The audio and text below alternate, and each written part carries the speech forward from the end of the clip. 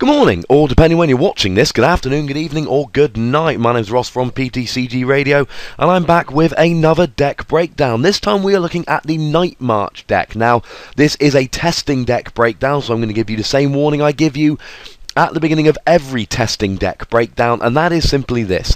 This is a work in progress. Now, a winning deck breakdown is where I've taken a list which has done well at a particular tournament, not necessarily won, so I suppose it's a bit of a lie, but a deck that's done well at a particular tournament, and I present you a card-for-card list. This is a testing deck breakdown. What that means is it's a list with which I'm testing, which I'm changing all around. If I were to go to a tournament, this isn't a list I'm ready to take to a tournament, but it's one that you can use as a springboard to test with in the future. So this Night March deck all revolves around 3 Pokemon, and they are not the usual kind of Pokemon you would imagine to centre a deck around. We have Joltik, and we have Lampent, no Litwick, and we have Pumpkaboo. Now the reason is they all have this Night March attack. 20 damage times the number of Pokemon in your discard pile. Joltik does it for a double colourless energy, Lampent does it for a psychic and a double colourless, and Pumpkaboo does it for free colourless energy. Now one thing that must be pointed out is we have the Stadium Dimension Valley, which brings the attack cost for all psychic Pokemon down by 1 colourless cost. So essentially Pumpkaboo does it for a DCE. That is why we're not playing Litwick. We don't want to attack with Lampent. We want to be attacking for a single energy attachment. Pumpkaboo and Joltik attach for a DCE, but Joltik does not. Lampent needs a psychic and a double colourless in order to attack, and that's just not on the cards. Even with Dimension Valley, it's a psychic and another energy. You can't do it in one turn, so we ain't interested. We are putting Lampent in there because we need Night Marchers in the discard pile. The general theory of the deck is very simple. You chuck Joltik, Lampent, and Pumpkaboo in the discard pile, you attack with one of them, you do lots of damage. In theory, we're playing 12 of them. If we can get 9 in the discard pile, that leaves us 3 attackers with which we can do 180 damage, 1-hit KOing EX. Although in reality we're more likely to be 2-hit KOing them. And that's really it. That's why we have those cards. We max out Joltik because we can only fit 4. He's an attacker. Same with Pumpkaboo, same with Lampent. Nice and simple. And we want to be attacking with Joltik and Pumpkaboo. They are going to be our main attackers in this deck. Now, you could put a Sacred Ash in here. It's a card which has been in the deck in the past, but is not currently in this iteration of the deck. And it's purely down to space, ladies and gentlemen. We have other attackers in there as well. We have Sigilyph. Now, we are playing Psychic Energy. So for a Psychic double colourless or 2 Psychic and Dimension Valley, we can attack with Sigilyph. And we like attacking with Sigilyph. He ain't perfect, but he's good against EXs. If your opponent plays an entirely EX deck, Sigilyph will win you the game. What I should also point out is Joltik hits for, obviously, weakness for lightning. Think Evil Tau, think Lugia. While Pumpkaboo hits for weakness for psychic. Think something along the lines of, think something along the lines of your Lucario, your Deoxys, your Mewtwo, etc. Now we need other attackers. Night March is good, but it's not going to take us through a whole game usually. We're going to end up with too many Night Marchers in the discard pile. It's just not going to work. So in comes Eevee and his Energy Evolution ability. You attach, and we're only playing basic Psychic, but if you attach a basic Psychic Energy to Eevee, he can evolve into Espeon, and the reason we like Espeon attacks for a single energy attachment. And this is the theme with this deck. We want to be able to attack this turn. You don't have to spend a turn evolving. You can use Eevee's ability. We don't have to attach a second energy. He attacks just for a a psychic energy. Now you can use his Psyalert attack, which can be good in the mid-game to kind of refill your hand. It can be nice, but generally we want to be using Shadow Ball. Not only can it hit the bench, but it can hit the bench for weakness. Opponent puts Trubbish down on the bench, you can KO the Trubbish using Shadow Ball. That is very nice. Mewtwo on the bench with 100 damage, you can do 80 to him on the bench. You see where I'm going with this, he's quite useful. The other card we have is Flareon, and he's in here for 2 reasons. First of all, Night March is a deck which revolves around chucking Pokemon in the discard pile and going for it. Well, Flareon does 20 damage plus 10 for each Pokemon in your discard pile. So if we can get, 16 Pokemon in a discard, we're doing 180. That's not a lot. That is a lot to ask for 23 Pokemon. But Flareon is not your main attacker. Flareon serves two purposes. Purpose number one, I'm out of Night Marchers, i.e. I've already got 12 Pokemon in my deck. Flareon's doing 140, couple more, boom, we're there. Secondly, it's very good against Virizion Genesect. 7 Pokemon in the discard, and you're going to be KOing them quickly. Now, cards you might wish to include here are Deoxys, which I have included in the past, but cut because they're not useful enough, and they are Lysandra targets, and Muscle Band. I love Muscle Band, I love Silver Bangle. It is purely a space issue. I've streamlined the deck here, and in doing so, I've had to cut some corners, so my apologies for that. It's what I've had to do. And they're the Pokemon, that's what we have. And they are the only other Pokemon I would include here is maybe Deoxys for Flareon and Espeon, but like I've said, they can be Lysandra'd up and killed. There are 2 Pokemon that are very deliberately not in my deck, because they are terrible ideas, and I have lost to Night March. I have not lost to a Night March deck yet, which is playing these 2 Pokemon, except for one where I drew dead. Go figure. Celebi. It is an EX Pokemon with something ridiculous like 110 HP or something stupid. It's a grass type, and, that means it's going to be easily killed by things like Flareon. And it's got an ability which allows you to use the basic attacks on stage 1. So you can play Galvantula and use Night March for Joltik, and you can play Gourgeist and use Pumpkaboo's Night March.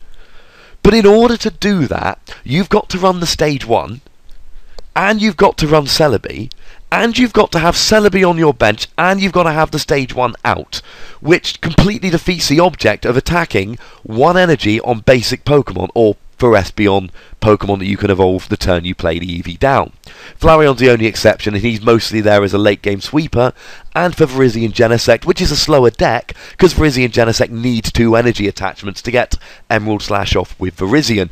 That's why he works as an exception. So, just to be very clear, Celebi, bad idea. The other thing is, Celebi works around an ability. Wonderful. Now my opponent plays Garbodor, and all of a sudden, I can't use Celebi. Well, there's something else that can go wrong. And, of course, my opponent can Lysandra up Celebi, bring it up from the bench and kill it. Not only is that going to cost me 2 prizes on a low HP EX, but if my opponent kills the Celebi, then that means I'm not going to be able to use Celebi's ability. Every which way you look at it, ladies and gentlemen, Celebi is a very, very bad idea indeed. The other Pokemon which we may wish to include is Mew. Now Mew, I haven't seen many decks with Celebi, and I'm going to be honest with you. Mew, however, I have seen an awful lot of decks with Mew in. Mew is a bad card in this deck, and I don't mean it's a case of personal preference. I mean it's a very, very bad card. I mean playing Mew will exponentially increase your chances of losing. Here are some reasons why.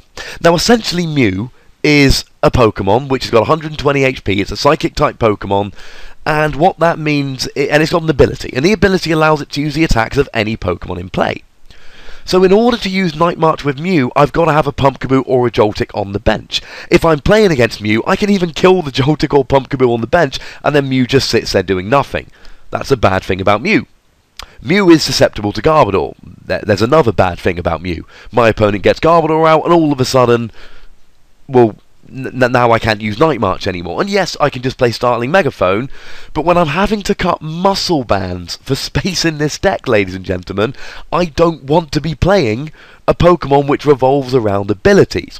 Not only that, but almost every deck is playing a Psychic type like Mewtwo, or like Garbodor, etc. That's not Garbodor, sorry. Like Deoxys. I mean, Lugia can one-hit KO a Mew for 3 prizes, and I've had this several times in games. I KO my opponent's Mew for 3 prizes with Lugia, and they think, ah ha ha, now I can KO your Lugia with my Joltik. Brilliant. But I've just taken 3 prizes, now you've taken 2 and left a 30 HP Pokemon active. So I'm taking 4 prizes to your 2. And if I put something like, let's say, a Thunderous EX active, you're going to have 9 Pokemon in a discard pile with Night March in order to get the KO there. That's going to be bad. A lot of Pokemon can KO Mew, so it's a low HP EX, which can be killed very easily, which has bad typing, which is susceptible to Garbodor, and needs to have these Pokemon on the bench in order to function. For all those reasons, Mew is bad. If I am playing against Night March, I love it when my opponent plays down a Mew. Essentially, the way we need to think about it is this. Think about what this deck is trying to do. It's fast, it's efficient, and it wins the prize trade. My 30 HP Joltik isn't going to last very long. My 60 HP Pumpkaboo isn't going to last very long. But what they are going to do is they are going to take a lot of prizes. And I'm going to run my opponent out of stuff. If I put Mew, and I'm going to be killing EXs while they're killing non-EXs. If my opponent starts going and playing... If I start playing Mew in this deck, I'm not winning the prize trade anymore because they're one-hit KOing EXs for 2 prizes.